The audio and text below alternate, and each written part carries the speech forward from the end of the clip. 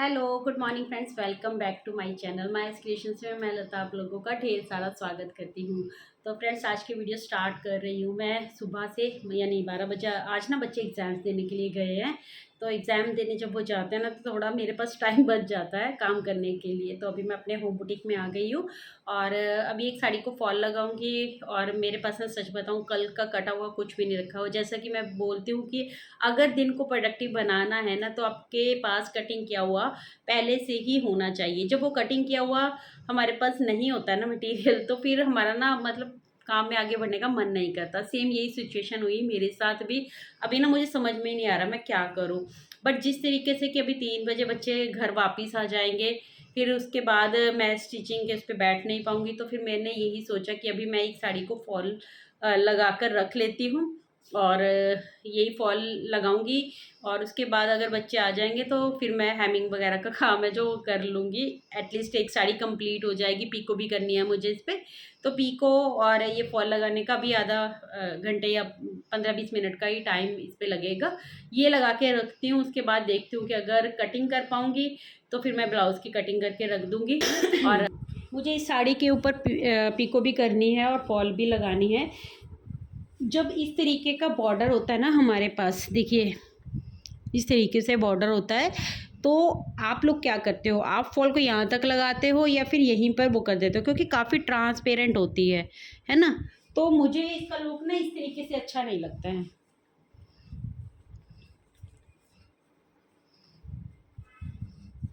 मान लीजिए हम अगर पूरी फॉल को जितनी विड्थ इसमें दी गई है उसको इस तरीके से लगाते हैं ना, तो फिर वो ऐसे विजिबल होती है। क्या आप लोग भी इसी तरीके से लगाते हैं कि ये देखिए ये एरिया फिर यहाँ पर ऐसे विजिबल होगा, है ना?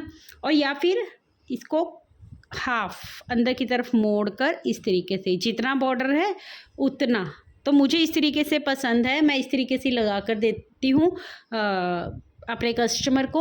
आपको किस तरीके से पसंद है, और या फिर आपको कौन सा है जो तरीका ज़्यादा सही लगता है कि हम इसको फुल लेकर जाएं यहाँ तक जितना उसका एरिया है वहाँ तक, या फिर यहीं पर? क्योंकि जब स्टोन वर्क या फिर सिपी वर्क का भी बॉर्डर अगर इस तरीके से होता है ना, तो भी मुझे लगता है कि फॉल को ना आगे तक नहीं लेके जाना चाहिए, वहीं तक रख देना चाहिए। तो उसको फोल्ड भी किया जा सकता है। आप क्या तरीका यूज़ करते हो, किस तरीके से लगा के देते हो, मुझे ज़रूर से बताइएगा कमेंट सेक्शन में। तो चलिए अभी मैं इसकी पीको करूँगी और इसके ऊपर ये फॉल लगाकर है करूँगी। और ये फॉल का ना थोड़ा सा ग्रे कलर आ रहा है क्योंकि मुझे ना ब्लैक कलर मिल ही नहीं रहा था, और वैसे रखने के बाद इसमें कुछ ख़ास फ़र्क नहीं पड़ रहा है तो चल जाएगा। क्योंकि मैंने 2-3 शॉप पे पता किया, कहीं पे भी मुझे ब्लैक कलर नहीं मिला। पहले तो मैं इसके ना फॉल और पीको करने वाली थी, बट इसका जो ब्लाउज़ है ना वो अलग से नहीं दिया हुआ, मतलब साड़ी के साथ में ही है। लेकिन साड़ी के साथ में होने पे भी कई बार होता है ना, एक लाइन ड्रॉ की होती है बीच में कि इतना ब्लाउज़ आप निकाल लीजिए, है ना? और बाकी आप साड़ी को कट करके दे दीजिए। तो मुझे अभी साड़ी को खुद ही पूरा का पूरा रेडी करना है, ब्लाउज़ भी है। तो मेरा मतलब मेन पर्पज़ क्या पता क्या होता है कि साड़ी छोटी ना पड़े, है ना? जितनी साड़ी की लेंथ है जो निकल जाए उतना ही अच्छा होता है, ताकि चुन्नट वगैरह है ना जो अच्छे से ही पड़े। और ये मतलब हैवी साइज़ का ही है वैसे, 40 साइज़ के समथिंग का है ये, आसपास का है। तो फिर मैं चाह रही हूँ कि साड़ी छोटी ना पड़े, है ना? मैं पहले ही ब्लाउज़ कट कर दूँगी तो साड़ी छोटी भी पड़ सकती है। तो फिर मैंने सोचा कि जैसे तैसे अपने मन को समझा के कि मैं ब्लाउज़ ही कट कर लेती हूँ पहले। देखा जाएगा जैसे भी काम रहेगा आज के दिन का। और पहले ब्लाउज़ कट कर रही हूँ ताकि अगर कपड़ा एक्स्ट्रा क्यों, मतलब वेस्ट क्यों करना कपड़े को, है ना? तो साड़ी में जितना काम आ जाए उतना ही अच्छा है। तो मैं स्लीव्स की लेंथ वगैरह देख के मेज़र करके उसके अकॉर्डिंग देखूँगी कि फिर मुझे क्या करना है ना? तो इसलिए फिर मैं ब्लाउज़ कट कर रही हूँ पहले। लेकिन हाँ, टाइम वेस्टेज ज़रूर से होता है। ये मैं एक्सपीरियंस इसलिए शेयर कर रही हूँ आप लोगों के साथ, क्योंकि कई बार मैं वीडियो में बोलती हूँ ना कि रात में ही कटिंग करके सोए। रात में ही जब आपकी कटिंग करके सोए हुए होते हैं ना तो आपका दिन प्रोडक्टिव बन जाता है। अभी 1:30 के आसपास का टाइम हो गया है और 2 बजे फिर मुझे लंच बनाने के लिए भी उठना है। तो आधे घंटे में बस मैं फटाफट ये कटिंग वगैरह निपटाऊंगी और फिर उसके बाद फॉल वगैरह शाम को भी कर लूँगी। ऐसी बात नहीं है कि मुझे शाम को टाइम नहीं मिलेगा, शाम को टाइम आज मुझे मिल जाएगा। बट ये है कि लंच वगैरह बनाने के लिए भी आज मुझे उठना पड़ेगा, तो लंच की कोई तैयारी मैं पहले से नहीं करके बैठी। एक फ़ोन कॉल अटेंड करना भी ज़रूरी था, तो उसमें भी मेरा टाइम लग गया आज। तो इस तरीके से कभी कभी हो जाता है। हाँ, लेकिन रात में अगर हम कटिंग करके सोते हैं ना तो दिन काफ़ी प्रोडक्टिव हो जाता है, हमारा माइंड भी क्लियर होता है। सबसे बड़ी बात यही है कि माइंड क्लियर होता है, हमें पता होता है कि हमें क्या करना है आगे, है ना। और दूसरा, मेरा टाइम इसलिए भी जा रहा है क्योंकि मैं वीडियो शूट कर रही हूँ, तो इसीलिए मैं छोटे छोटे पॉइंट्स होते हैं ना आपके साथ क्लियर करके चलती हूँ, ताकि आपको समझ में आए कि किस बात के बोलने का क्या मतलब होता है। और ऐसा नहीं है कि मैं रात में कटिंग करके मुझे सोना चाहिए था, मुझे पता था मैं नहीं कर सकती रात में, क्योंकि बच्चे का एग्ज़ाम था, और ख़ासकर आज मेरे बच्चे का हिंदी का एग्ज़ाम था। और हिंदी आजकल के बच्चों के लिए कुछ ज़्यादा ही टफ हो गई है, क्योंकि सब बाकी के सब्जेक्ट्स हैं ना जो हमारे इंग्लिश में होते हैं, एसएसटी पढ़ रहे हैं, वो साइंस पढ़ रहे हैं, बाकी सब सब्जेक्ट्स हैं वो इंग्लिश में पढ़ रहे हैं। तो एक लैंग्वेज हिंदी का उनके करने के लिए मुश्किल हो जाता है। तो फिर वो ना मुझे प्रॉपर बैठ के ही करवाना पड़ता है, मेरे पास कोई ऑप्शन नहीं होता है। तो फिर मैं कोई भी काम नहीं कर पाती, तो इसलिए फिर मैं रात में भी कटिंग नहीं कर पाई, क्योंकि फिर मुझे उसको पढ़ाना ज़्यादा ज़रूरी था। तो चलिए फ़िलहाल ब्लाउज़ की कटिंग करते हैं और वीडियो में आगे बढ़ते हैं।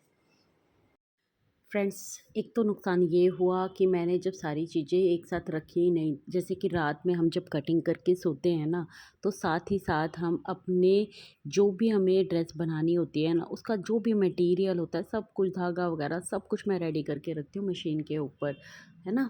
अभी यहाँ पर मैं पहले फॉल लगानी थी, जैसे पीको लगानी थी, तो मैंने धागा चढ़ा दिया था। बट फिर बाद में चांस बना कि मुझे ब्लाउज़ कट करना है पहले, तो फिर मैंने सोचा अब ब्लाउज़ कट करने लगी थी तो साथ में दूसरी साड़ी का भी, क्योंकि सेम साइज़ जब होता है ना तो 2 ब्लाउज़ एक साथ कट कर लो तो सही रहता है। और अस्तर वाले हैं तो एटलीस्ट अस्तर तो साथ ही के साथ कट कर लो, चाहे आपके पास 4 ब्लाउज़ सेम साइज़ के हैं या फिर 5 ब्लाउज़ हैं, उसमें आप ही का ही फ़ायदा होता है। तो अभी कस्टमर ने ना अपना मेज़रमेंट के लिए ब्लाउज़ भी दिया हुआ था। ये कस्टमर मेरे पास पहली बार ही आए हैं, तो इसलिए मैं इसके अंदर कोई भी मिस्टेक नहीं कर सकती, मतलब छोटी-छोटी बारीकी का भी मुझे ध्यान रखना होगा। और 40 साइज़ का ही ये ब्लाउज़ है, तो इस वजह से एक-एक चीज़ का ध्यान रखूँगी, कितनी लेंथ है, कितनी विड्थ है, सारी चीज़ों का ध्यान। और थोड़े बहुत चेंजेस भी उन्होंने करवाए हैं, तो वो मैंने डायरी में जो नोट किए हैं उनको भी ध्यान में रखूँगी। तो इस तरीके से थोड़ा टाइम लगता है ना, क्योंकि ये कस्टमर मेरे पास नए हैं, तो मेरा काफ़ी सारा टाइम है जो इसमें चला गया। अभी मतलब 1:45 के आसपास का टाइम हो गया था, मतलब 2 बजने ही वाले थे। बट फिर मैंने सोचा कि अब जब ये हाथ में ले लिया है ना, तो फिर अब मुझे करना ही पड़ेगा। तो फिर मैं थोड़ा लंच मैंने लेट बनाया, क्योंकि कोई बात नहीं, लंच आधे पौने घंटे में बन ही जाता है ना। मैं अपना थोड़ा मार्जिन लेके चलती हूँ चीज़ों में, इसलिए सोच रही थी कि 2 बजे हो जाएगा, लेकिन 2 नहीं तो 2:30 बजे जैसे भी रहेगा ना, मतलब मैंने ये सोच के फिर ब्लाउज़ कट करना स्टार्ट किया। अच्छा, एक फ़ायदा मेरे पास यहाँ पर ये था कि मैंने ना अस्तर है ना अपने, ये वॉश करके रख दिए थे, क्योंकि जब मेरे को फॉल लगानी थी ना, तो फॉल मैंने वॉश की थी, तो मैंने अस्तर भी दोनों अस्तर दोनों फॉल लगा के मतलब वॉश करके रख दिए थे। और जो ब्लू वाली साड़ी है ना, उसकी फॉल तो मैंने पहले ही लगा दी थी, तो वो साड़ी ऑलरेडी मैं रेडी कर चुकी हूँ, बस उसका ब्लाउज़ कट करना बाकी था, क्योंकि कस्टमर को ये था कि इनको ब्लैक वाली साड़ी पहले चाहिए थी, है ना। जैसा कि एग्ज़ाम चल रहे हैं तो मैं जल्दी जल्दी नहीं काम करती हूँ, अपने टाइम के अकॉर्डिंग चलती हूँ, क्योंकि ये एडजस्टमेंट ही है लाइफ, है ना। सिलाई में जैसे हम चीज़ों को एडजस्ट करते हैं ना, वैसे ही अपनी लाइफ में भी चीज़ों को एडजस्ट करना पड़ता है। कभी कोई काम ज़्यादा ज़रूरी होता है, कभी कोई काम ज़्यादा ज़रूरी होता है। बट हाँ, ये मेरे एक ज़हन में बात ज़रूर होती है कि जो मैंने कस्टमर को टाइम दिया है, जो मैंने डेट एक फ़िक्स कर रखी है, उससे 1 दिन पहले ही मैं रेडी करके रखती हूँ अपने काम को, है ना, ताकि मुझे कंप्लेंट ना आए बस, है ना। मैंने जो कमिटमेंट किया है उसके ऊपर मैं पूरी उतरूँ, बस इस चीज़ का मुझे ध्यान होता है। कस्टमर चाहे कम मैं ले लूँ, है ना, वापस मुझे बेशक करना पड़ जाए, लेकिन मैं ऐसा काम नहीं करती हूँ, मैं ले के पकड़ पकड़ के रख लूँ और फिर काम करूँ ना।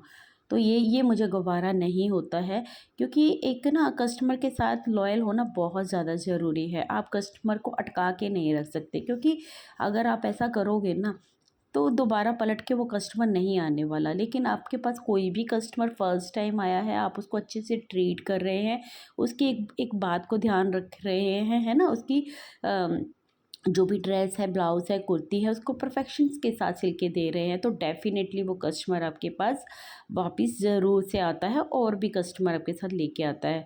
अच्छा, हम सब लेडीज़ में एक बात और भी होती है ना कि जब हम किसी के घर जाते हैं, है ना? या फिर हम मतलब रोड साइड बुटीक है तब भी, और या फिर घर में बुटीक है, जैसे कि मैं होम बुटीक चलाती हूँ तो तब भी। तो हम क्या करते हैं ना, हमें कोई ना कोई साथ चाहिए होता है, हम अकेले नहीं आते हैं, है ना? होता है ना ऐसा? तो उस साथ का फ़ायदा बहुत मिलता है बुटीक वाले को, है ना? तो उसका फ़ायदा कैसे उठाया जा सकता है? अच्छी बातचीत के साथ, अच्छे बिहेवियर के साथ, अपने काम में परफेक्शंस के साथ, छोटी-छोटी चीज़ों का ध्यान रखते हुए, है ना? जैसे मैं छोटा-सा एग्ज़ाम्पल, बिल्कुल छोटा-सा है लेकिन इम्पॉर्टेंट है, वो एग्ज़ाम्पल शेयर करती हूँ। जब ये कस्टमर मेरे पास आए ना, एक तो ये फर्स्ट टाइम आए थे, है ना? और मैं सच में बताऊँ, मैं लेना नहीं चाहती थी अभी, क्योंकि मैं नहीं ले रही हूँ काम, मेरे पास पहले का ही बहुत रखा हुआ है। बट ये मेरी हाउस हेल्पर है जो उनकी वहाँ पर जहाँ पर मतलब वो काम करती है ना, तो उनके ज़रिए वो आ गए मेरे पास। तो अब फिर वो मुझसे रिक्वेस्ट करने लगी कि दीदी प्लीज़ आप इनका सिल दीजिए, कोई बात नहीं, प्लीज़ जैसे-तैसे टाइम निकाल के सिल दीजिए। तो मैंने कहा चलो कोई बात नहीं, अब फर्स्ट टाइम आए हैं तो मैं ले लेती हूँ, है ना? तो जैसे-जैसे वो आए और उन्होंने बातचीत की, फर्स्ट टाइम वो आए, वो कहते कि मेरा ये ब्लाउज़ है, मुझे इस टाइप का बिल्कुल सेम ऐसे ही ब्लाउज़ चाहिए, लेंथ भी इतनी चाहिए, वो भी इतनी चाहिए, और लेंथ इसकी almost 14 inch, 14 and half inch के आसपास होगी। तो मैंने उनको सिर्फ देखते हुए ही बता दिया, मैंने उनकी ब्लाउज़ मेज़रमेंट वाले ब्लाउज़ को हाथ भी नहीं लगाया था। मैंने उनको देख के बताया कि 14 एंड हाफ इंच लेंथ आपके लिए सही नहीं है, आपकी एटलीस्ट 15 एंड हाफ इंच तो होनी ही चाहिए, इतनी तो ज़रूर से मिलेगी ब्लाउज़ में। तो वो कहते नहीं नहीं, 14 एंड हाफ इंच ही होती है ब्लाउज़ की। मैंने कहा येस डेफ़िनेटली होती है, लेकिन हर किसी के साइज़ के ऊपर भी डिपेंड करता है ना? तो इस तरीके से। तो फिर मैंने कहा कोई बात नहीं, हम आपकी ब्लाउज़ को देखते हैं। तो जब मैंने ब्लाउज़ को देखा, उसकी लेंथ नापी, तो उसमें वही निकला, 15 एंड हाफ इंच तैयार थी उसकी लेंथ। तो वो जो कस्टमर आए थे वो तो डेफ़िनेटली मतलब उन्होंने बोला कि हाँ, हाँ, आप बिल्कुल सही कह रहे हैं कि 15 एंड हाफ इंच ही है मेरे ब्लाउज़ का, तो आपने तो बिना देखे ही बता दिया मुझे। और उनके साथ वाले जो आए थे ना, वो भी मतलब उन्होंने भी उस चीज़ को बोला कि रिकॉग्नाइज़ किया, है ना? बहुत होती हैं छोटी-छोटी चीज़ें कि रिकॉग्नाइज़ किया कि हाँ, आप सही कह रहे हैं कि 15 एंड हाफ इंच है। तो ऐसे क्या होता है ना कि कस्टमर के दिमाग में एक सिग्नल जाता है कि हाँ, इस इंसान को काम की नॉलेज है। यानी कि जैसे मैं मतलब मेन ये मेरा वाक़या है, जो इसलिए शेयर कर रही हूँ आप लोगों के साथ, ख़ासकर उनसे जो घर से काम करते हैं। क्योंकि घर से जो काम करता है ना, कस्टमर के मन में एक डाउट ज़रूर रहता है जब वो नया आता है उसके पास। वो डाउट होता है कि ये तो घर से काम करती है, पता नहीं अच्छा काम करती होगी कि नहीं, फिनिशिंग देती होगी कि नहीं, कपड़े की नॉलेज है या नहीं, मतलब इस टाइप की कुछ बातें उसके दिमाग में ऑलरेडी होती ही है। तो उनका जो माइंडसेट है ना, वही हमें चेंज करना होता है। हमने अपना बिहेवियर, अपना तरीका इस तरीके से उनके सामने रखना चाहिए कि हम उनको इम्प्रेस करके भेजें। तो इसलिए मैं ये एग्जांपल आपके साथ शेयर कर रही थी कि जब आपके पास कस्टमर घर पे आते हैं ना, थोड़े से डाउट के साथ आते हैं कि घर से काम है तो पता नहीं कैसा होगा, लेकिन जो रोड साइड बुटीक चलाते हैं ना, उनके काम में परफेक्शन होगी। लेकिन मैं सच बता रही हूँ, एक और साथ में एग्जांपल आपके साथ शेयर कर देती हूँ। मॉर्निंग में ही मेरे पास एक और कस्टमर आए थे, 8 सूट थे, मैं सच बता रही हूँ, 8 सूट थे उनके पास और मुझे उनको वापस कर दिया, लेकिन इनको मैंने ले लिया, जबकि इनके पास 2 ही ब्लाउज़ थे, 3 ब्लाउज़ थे, बट उन्होंने बोला कि चलो एक मैं बाद में सिलवा लूँगी। तो मैं इन सब चीज़ों के लिए वरी नहीं करती, क्योंकि कस्टमर आते रहते हैं।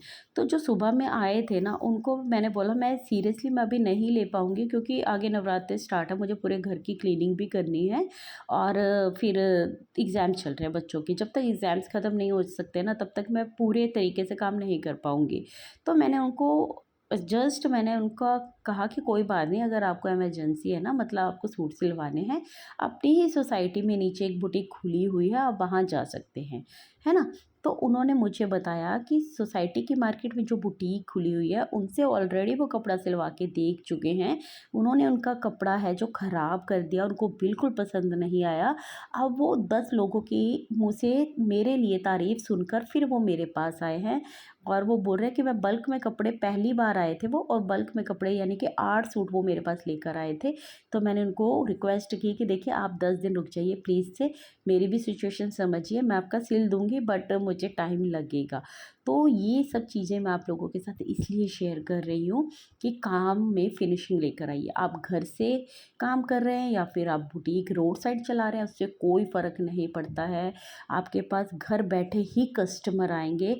आप अपना जो है कॉन्फिडेंस लेके आइए। तो बातों में आपके वो कॉन्फिडेंस दिखना चाहिए, आपको हर एक चीज़ की नॉलेज होनी चाहिए, आपको बात करने का एक ढंग आना चाहिए, आपकी पर्सनैलिटी अच्छी होनी चाहिए, और अच्छे से, मतलब आप अगर बातचीत करने में माहिर है ना, तो डेफ़िनेटली आप अपने कस्टमर को है ना जो इम्प्रेस कर ही लेते हैं। बाकी अपने काम की जिसको नॉलेज होती है ना, उसको फिर किसी चीज़ की टेंशन होती नहीं है।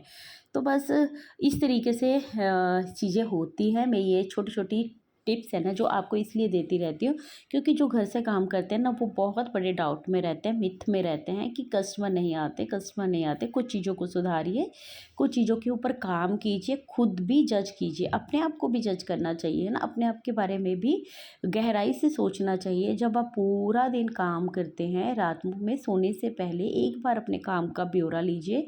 आपके पास कुछ कस्टमर अच्छे आए या फिर कुछ कस्टमर बुरे आए, जैसा भी आपका दिन रहा उसको मतलब आप नोट कीजिए। आप अपने आप को भी मतलब वो कहते हैं ना प्योरीफाई करने का ज़रूरत होती है। आप एक बार चेक कीजिए, अपने आप को भी स्कैन कीजिए कि हाँ, कहीं आपने क्या गड़बड़ की आज में, क्या काम आपने बहुत अच्छा किया जिससे आपको एप्रिशिएशन मिली। तो इन सब चीज़ों को नज़रअंदाज नहीं करते होते हैं, इन सब चीज़ों को ध्यान देते होते हैं। जितना ध्यान दोगे ना उतना ही काम में आगे बढ़ोगे। कस्टमर तो आएंगे ही आएंगे आपके पास, उसमें कोई भी डाउट नहीं है। डेफ़िनेटली कस्टमर आपके पास आते रहेंगे। बस आप काम को परफ़ेक्शन के साथ करना सीखिए, है ना? जिस काम में टाइम लग रहा हो ना, टाइम ले लीजिए। 2 कस्टमर वापस करने पड़े, कर दीजिए, बट कॉम्प्रोमाइज़ मत कीजिए। काम के साथ कॉम्प्रोमाइज़ बिल्कुल भी मत कीजिए। अच्छा, जैसा कि मैंने पहले शेयर किया ना आपके साथ कि मेरा दिन काफ़ी ख़राब हो गया था, मतलब टाइम काफ़ी वेस्ट हो गया था। किस वजह से? कि मैंने रात में कटिंग नहीं की थी, है ना?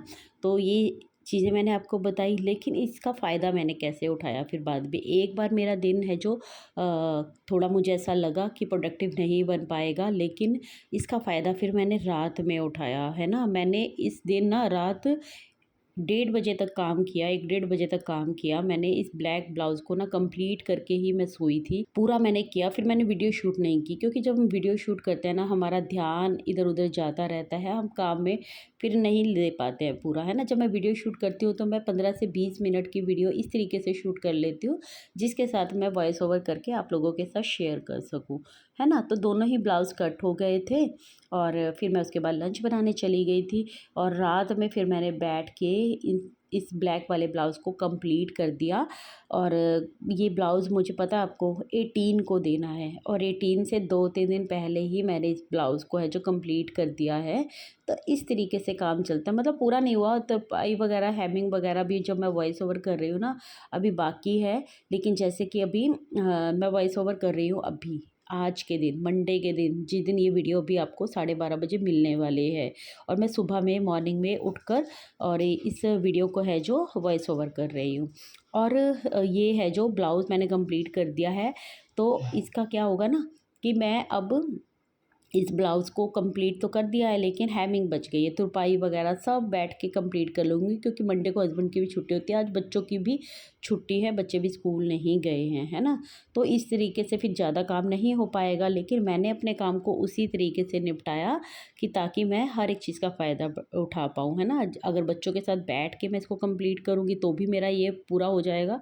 आधे एक घंटे में इसकी तुरपाई वगैरह होकर आई पट्टी सब हो जाएगा कंप्लीट, और बच्चों के साथ भी बैठ सकती हूँ, हस्बैंड के साथ भी, और बाकी घर के काम तो आपको पता ही होते ही हैं। आज मुझे अपनी किचन भी क्लीन करवानी है, तो उसके लिए भी मैं टाइम निकालूँगी। तो बस एडजस्टमेंट है, लाइफ पूरी ही हमारी एडजस्टमेंट है। बैलेंस बनाकर ही हमें चलना पड़ता है। होम बुटीक के साथ-साथ घर चलाना, या फिर आप कह दीजिए घर चलाने के साथ-साथ अपना होम बुटीक रन करना कोई आसान बात नहीं है। और जब आप एक-एक, 2-2, 3-3 चीज़ों में हाथ फँसाते हैं ना, तो बहुत सारी चीज़ें इधर-उधर होती हैं।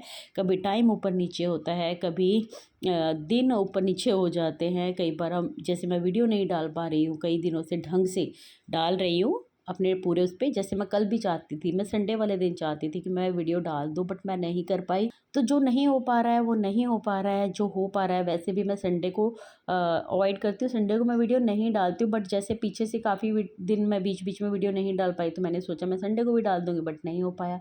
फिर मैंने सोचा कोई बात नहीं, मंडे को जाएगी वीडियो। लेकिन ये सब कहने का मेरा मतलब, मोटिव आपके साथ शेयर करने का यही है कि चीज़ें ऊपर नीचे होती हैं, है ना, लाइफ है ये। एडजस्टमेंट, बस एडजस्टमेंट ही है जो हमें लाइफ में ऊपर तक लेकर जाती है, हमें ग्रो करने में हेल्प करती है। बस आपको अपने काम के साथ अडिग रहना है। आपने अपनी तरफ से कोई भी कमी नहीं छोड़नी है। आपकी कमी में, आपकी मेहनत में कभी भी कमी नहीं होनी चाहिए, तो फिर नतीजा ऊपर वाला आपको अपने आप ही दे जाएगा। हमें हमेशा पॉजिटिव बने रहिए। पॉजिटिव थिंकिंग ही आपको जीवन में ग्रो करवाती है। जैसा आप सोचते हैं वैसा ही लाइफ में आपका होता चला जाता है। अच्छा सोचेंगे तो अच्छा ही होगा। अगर आप रोना लेकर बैठे रहेंगे ना, अरे यार मेरा ये दिन नहीं हो पा रहा है, मैं वीडियो बनाना चाहती थी तो मैं वीडियो नहीं बना पाई, आप इन सब चीज़ों में बिल्कुल पढ़ने की ज़रूरत ही नहीं है। बस आप काम कीजिए, है ना, एक एक करके अपने कामों को डायरी पे नोट कीजिए और उस अकॉर्डिंग आप कामों को कंप्लीट करते जाइए। कभी काम ऊपर नीचे हो जाते हैं, कभी 5 में से 3 ही काम कंप्लीट हो पाते हैं। वरी करने की ज़रूरत नहीं होती है ना। कुछ भी दिल पर लेने की ज़रूरत ही नहीं हो। एकदम मस्त होकर जियो, बिंदास जियो। जो हो जाए अच्छा, जो ना हो जाए उसमें भी कुछ ना कुछ अच्छा ही होगा। चलिए, इस बढ़िया से नोट के साथ आज की वीडियो हम यहीं पर एंड कर देते हैं। मिलती हूँ कल एक न्यू वीडियो के साथ। तब तक के लिए friends take care, bye bye. Thanks for watching guys. Video पसंद आई हो ना तो प्लीज़ से लाइक ज़रूर करके जाइएगा। कमेंट भी करके बता सकते हैं मुझे कि आज की वीडियो आप लोगों को कैसी लगी।